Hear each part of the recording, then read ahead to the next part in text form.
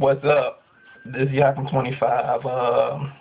I'm doing this video. It's very serious and it's a very touching topic in today's youth with the justice system. Right now, you having in today's system teenagers getting executed or putting on death row or putting, life imprisonment without parole.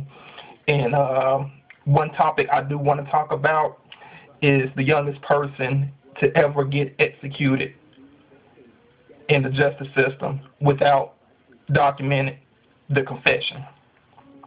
Now, over 60 years ago in South Carolina, it was an African-American kid. He was 14 years old at the time. He got convicted of murdering two 12-year-olds girls in a creek. Now, excuse me, what is getting to me is they con this 14-year-old boy to confess to something that he didn't do. Now, in order right now, and it's in the Constitution, it's our right to have a legal counsel and due process. And it's our right to have an attorney if we want to, if we get integrated. Now, this little boy, and God bless his soul, he didn't have an attorney. He didn't have no legal rights to any documents. They conned him. They was talking about, I want, if you tell the truth, I'll give you some cake and candy and cookies and milk and all that. Some of the good stuff that, we teenagers when we were little kids will go for. So he finally confessed, but I think, at the time they say that he was pressured of telling a lie. Now, back then they was doing the electric chair, and they said this 14-year-old child was too short to get an electric chair, so they had to stack books so he can be up, so they can put the prongs in his head so they can put him to death. Now, I'm going to tell you about me. I oppose the death penalty. I really do. You have some people in prison system that really don't need to be on this earth, like, rapists, people think that little girls is fine and sexually attractive and all that. I think they have a sick mind. But still, I think a person taking another person's life in a legal system, it's a crime itself. It is a justice lynching. That's why I put it as the death penalty is a justice lynching, a legal justice lynching. Now, it's sad. Now, in 2010, last year, they wanted to reopen this trial because they, Jim Crow laws and this and that. They wanted to, open this case up. But, it happened so long ago, it's like people that was living back then is actually deceased now. So it's really a dead case. His name was Junius Stenley. If I'm not, pronounce his name right, it was Junius Stenley. He was 14-year-old. He was 14. And right now, since 1642, yes, 1642 in America, before we was called America, there's been over 350 teenagers that has been executed in the justice system. That is documented. This incident wasn't documented, but since 1642, look it up, y'all. I did my research. Since 1642, it's been over 350 executions of that's teenagers, and right now, it's still going on. It is still going on. You have this boy in Pennsylvania. He is serving life, y'all. He is serving life. He said that he malice murdered this 26-year-old and she was carrying a baby, so he is charged with 2 homicides. So the judge gave this little boy life without parole. So he's murdered. They say he murdered two people.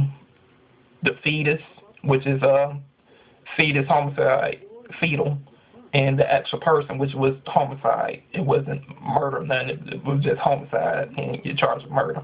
If y'all don't know, homicide and murder is two different things. Murder is the intent of with no malice. Homicide, you have malice. Say like I run up on you and shoot you in the head. That's murder because I didn't have no malice of it. But if I'm like, okay, shoot you and have no intent to shoot you, that's homicide. So it's two different things. But this boy, and yes, he's a boy, right now is serving 2 life terms of murder. Do I think it's wrong? Yes, I think it's wrong. I think our youth need to be rehabilitated to society to a point whereas they feel it's right for them to be released in the world. But, you know, when it comes to murder, I think it needs to be stiff penalties, but not as stiff as that. Because we never know what goes through a mind of a teenager. We've been teenagers, but to those that are looking at this video, I hope y'all wasn't a teenager that it was like attempt to kill or attempt to murder somebody or rape somebody. But as we was teenagers and we was, you know, smart about it, we never had attempt to kill. We might think like, oh, I want to fuck this boy up, or oh, I want to kill her, this and that. She cheated on me and all this, but never had an attempt to kill. And this boy is serving 2 life sentences. He will never get out of prison. Once he get old enough to move from the detention center to jail, he's going straight to jail, prison. He's at the detention center right now, and the lawyers right now is trying to overturn his conviction because they were talking about it was an accident and this and that. But it's sad. It is real sad. Now, the youngest person to ever get executed that was well documented in today's America happened in Arkansas way, way back. It was a Native American, and his name was James Arneke. Yes, I said it right. He's a Native American, and he got charged with robbery and murder. He was 23, y'all. So, you know, they had enough evidence to hang him. And there is some states right now that still hang people. And in some states that they will shoot you in the head. I think it was South Dakota, North Dakota, one of them two, or Colorado. One of them 3 states, they put you on a gun holster thing, and they shoot your brains out. Point blank. But he was the youngest person to ever get executed that was well documented in American history. Now, today, you have a person in Virginia. He's 17 years old, and he's on death row. He was charged for murdering his girlfriend's parents. Now, his defense states that he's not 17 anymore and he don't do them type of things. Now, this where me as a person in the world comes into play, whereas it'd be like, okay, you was old enough to do the murder, so you old enough to do the time, so I don't have no sympathy for that. Because he of age and his mind is of, you know, sound of mind to be like, okay, yeah, I did it. I don't care if you 17 or 18 years old. If you murdered somebody, you need to go to prison, but I don't think you need to be put to death. I think you need to suffer because I oppose the death penalty. But he was charged of killing his girlfriend's parents. His name was, if I'm not mistaken, James Christopher, or Douglas Christopher. That was his name. Douglas Christopher. He's in Virginia, and he's awaiting the death penalty right now.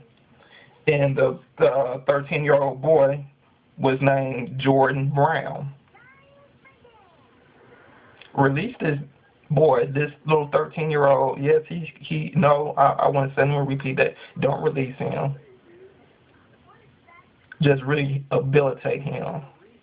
But we as a country and we as society need to come up with some type of punishment to replace this death penalty thing. We need to replace this death penalty because it is becoming a nuisance in the justice system. We have people right now that's getting convicted for something they didn't do, and it's been going on for years, y'all. And right now in Georgia, they have a man on death row right now. He's a Caucasian. Troy Davis was African American. I'm not going to say nigga. I'm going to get on that word too. I'm not going to say the word Negro or nigga, but he's on death row, and they talk about they want to give him clemency, but they got evidence. They got his DNA, and they got the rape kit and everything else. So his DNA is all over the murder and it's all over the rape of this girl that he supposedly raped and killed. But they want to give him clemency, give him life without parole. Now, if Georgia is going to do that, it's going to be more blood on Georgia, hands and feet, if they do that. Why? Because it's going to be a Caucasian male that's getting clemency instead of African American. You see what I'm saying? This got to do with race if they do this. The Troy Davis thing was nothing about politics and money and time. And the justice system didn't want to face up to the fuck-ups. But if this goes along and they give them clemency, then we can say this is going to be a race issue. If they give this Caucasian male clemency over something he did that, they have evidence, instead of something that they gave the death penalty and put Mr. Troy Anthony Davis, something is wrong. They have the evidence here. They have the rape kit. They have the murder weapon. They have everything else. But they want to give him clemency. Give him clemency, but put him life without parole. But we need to do something about this death penalty thing, and we need to do something about the youth. We need to rehabilitate the youth before it gets out of hand. We need to clean up their language because it's too many youth, black, white, Asian, Indian, that's saying nigger and don't even know what the word nigger means, or Negro, or Niger, or whatever you want to pronounce it. Because Negro is abbreviated Niger, which Niger is a country in Africa. That's where it comes from. That's where the original slaves come from. That's what the Amistad come from. Nigeria and Niger. That's two different countries. But the word nigger that is embraced in our skin comes from the country Niger. Look it up, N-I-G-E-R. Nigger, N-I-G-G-E-R. Or nigger, N-I-G-G-I-A. Or N-I-G-G-A. Whatever you want to say. But it derives from a country where original slaves came from to this country. Look it up, y'all. The original slaves that was on the Amistad, that's where the original slaves came from. That's where the slave trade started, of no point of return in Nigeria. I say it's a path in Nigeria that we was shackled, our ancestors was shackled, and they was looking, and they couldn't look back, and it was like one big, like, bridge of water, and there was the ship.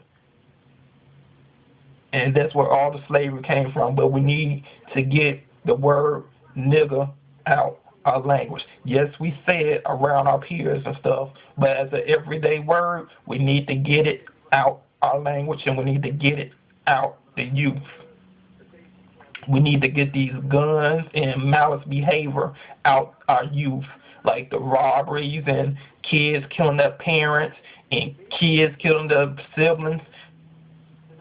You see it all day in the news. We need to get it out our system, and we need to get it and beat it out of our youth for real.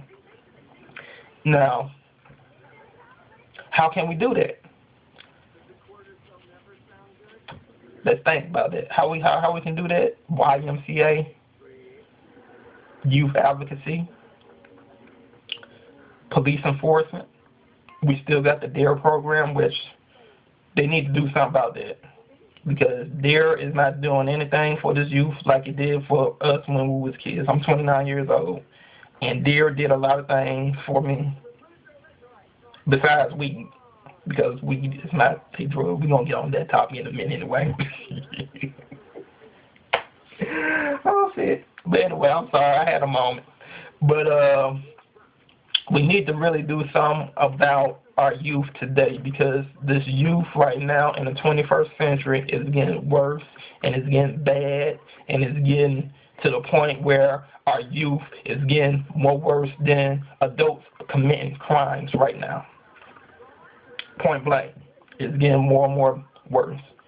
And if our justice system don't correct itself, we're going to have more youth and teenagers getting executed. We're going to have more youth doing crimes that they really don't supposed to do. We're going to have more youth in gangs. We're going to have more youth that's going to be killed. It's going to be like they're going to kill themselves.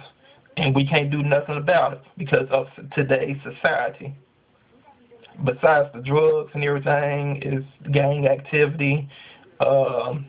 Teenagers is getting more too exposed to sex. That's why we have, like, these grandmothers right now is like 36, 35 years old, if y'all don't notice that. But we need to do something about it. We need to do something about all this justice system. I know I'm going from topic to topic, but I want to get everything in a broad sense that it will come together so it will make sense to y'all. It needs to stop, y'all. It needs to stop. It really needs to stop. And the only thing we can do about it is pray and get into our communities. We really need to get in our communities. Point blank. We need to get in our communities, and we need to tear into some of these youth asses, because it's getting worse and worse and worse. Today's youth ain't what it used to be like. Like, you know, back in the 70s and 60s when our parents was little and everything, or teenagers, or when they was our age, they didn't have to worry about that. Yeah, they was like more into drugs and everything, you know, the hippie stage and the, you know, peace sign and this and that, and it wasn't no killings and, you know, all that. They had to worry about racism, but all the killings and stuff like that, it was not more into like malice and everything. It was more like a race issue. So it really wasn't bad as it is today. But we need to do something about it. And we need to do something about this death situation, this death penalty, because we have too many people getting put to death for something they didn't do. Haven't we learned from the kid from South Carolina, Junius? Have we learned from Emmett Till, which his face got blown off because he was talking to a white girl, innocent, on the street, and the girl talking about he raped me, and some of their folks have slaughtered Emmett Till and blown his face off? We didn't learn from that. And his mama had an open casket. Do y'all research on Emmett Till. His mother wanted to have that open casket for people to show what the world did to her son. We haven't learned from the days of Malcolm X when no justice, no peace by any means necessary. We haven't learned from that. We haven't learned from Dr. King, I Have a Dream speech, and the nonviolence era that went on for like 10 plus years. We haven't learned from Mother Teresa and the stuff that she went through and the stuff that she was trying to do to help the youth. We haven't learned from her. We haven't learned from Rosa Parks of being strong enough to voice her opinion. We haven't learned from her. We haven't learned from Thurgood Marshall when he said that he couldn't be nothing, he couldn't be in the justice system, but when he was judge in the Supreme Court, he was the hot thing smoking. We haven't learned from him. We haven't learned from Jesus Christ when they had slaughtered him, put thorns on his head, and talked about him behind his back. We haven't learned from Jesus Christ. All these people we need to learn from in America's justice system need to come right. It need to come right. Until then, it's going to be so fucked up. It's going to be so bad to where the point is that we're going to be killing each other for no apparent reason. And that's what we're doing right now because the justice system is so fucked up. The people is doing legal lynching with this death penalty. We need to come out with a solution. Put them in a chain gang for the rest of their life. Do something. And if you want to put somebody to death, put it on document. Put it on document. Therefore, you have something to lay back on. Point blank. The justice system is bad. We need to get rid of this death penalty, and we need to rehabilitate our youth. Even in the churches. Churches can get involved. But some churches don't get involved because they try to stay away from the media, which you can't knock a church down for doing that. You have some churches that's in the community, but a lot of churches don't want to get into the spotlight because a church is a place of worship. I don't care if it's a church, a temple, a mosque, or whatever. A church is a place of worship. So some churches don't even get involved into politics and stuff and like that. But some, it is what it is. But I just wanted to bring y'all to attention what I think about this situation, and I thank Miss Ashley. I went to school with her for bringing me attention to this child that was brutally put to death for no apparent reason for something he didn't do. I thank you, my sister, because you brought me light to see. And I know I told you that sometimes it's coming. I thought you was rushing me, but I was getting my information, and I wanted to have like a real good video for this. I wanted to. I didn't want to rush a video, be like, oh, I'm just throwing some shit out. I wanted a real good, positive video. And I thank you, my sister, for bringing me to the light, because I was just going to do a video. I'm talking to you. It's funny because I got all kinds of shit in my head. I was going to do a video just about this innocent man. But I was just like getting into details. I was like, man, whoa, I just can't do a video about him. It's a list of stuff I have to talk about. And I don't know how long this is because I haven't looked at the time, but I think it's over, 11 minutes, something like that? 6, 7, I don't know. I'm just talking my head off. I got so much stuff in my head. But I thank you, Miss Ashley, for bringing me to the light, because I didn't know about this boy. I really, truly didn't. I really didn't. And I thank you, my sister, for bringing light to this. And it's a whole bunch of stuff. I got my info right here. I did my research. Man, it's sad. It is sad. I had done my research, so I thank you, Miss Ashley, for bringing me to the light. And this is Yakum 25, and I'm out. I'm hungry. I'm about to eat. But thank you for bringing me to the light with this. We need to work on the justice system. We need to work with you. And I thank you for taking your time out to look at this video, because it's very important. This video is very important to today's youth and to us as young adults to see the light. So I thank y'all for watching. All right. Talk to y'all later.